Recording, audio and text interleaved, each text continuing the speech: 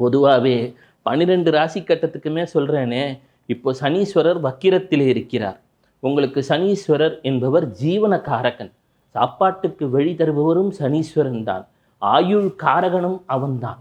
அவனே வக்கிரகதியிலே சென்று கொண்டிருக்கும் பொழுது தன்னுடைய வீட்டை விட்டு வெளியில் கிளம்பி மேஷம் எனும் நீச்ச வீட்டை நோக்கி செல்வதால் 12 ராசியினருமே ஏதோ ஒரு வழிவகையிலே அவதிப்பட்டு கொண்டிருக்கிறார்கள், இன்னலுற்று கொண்டிருக்கிறார்கள்.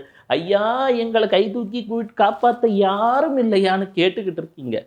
உண்மை நிலை அதுதான். ஆனாலும் சனீஸ்வரனும் அஞ்சக்கூடிய ஒருவர் இருக்கிறார். சனீஸ்வரனும் அஞ்சக்கூடியவரைத்தான் நான் கொஞ்சிக் கொண்டிருக்கிறேன். எனவே தான் சொல்கிறேன், இனி உங்கள் வாழ்க்கையில் இனியவை மலரப் போகின்றது, இன்னல்கள் அகலப் போகின்றது. அந்த பராசக்தியின் பேரொரு கருணையினாலே உங்கள் வாழ்க்கையில் நல்லது நடக்க வேண்டும் அல்லது அகல வேண்டும் என்றெல்லாம் ஏற்றம் மாற்றம் முன்னேற்றம் துவங்கிவிட்ட காரணத்தினால்தான் இப்பொழுது இதை கேட்டு கொண்டிருக்கிறீர்கள், பார்த்து கொண்டிருக்கிறீர்கள்.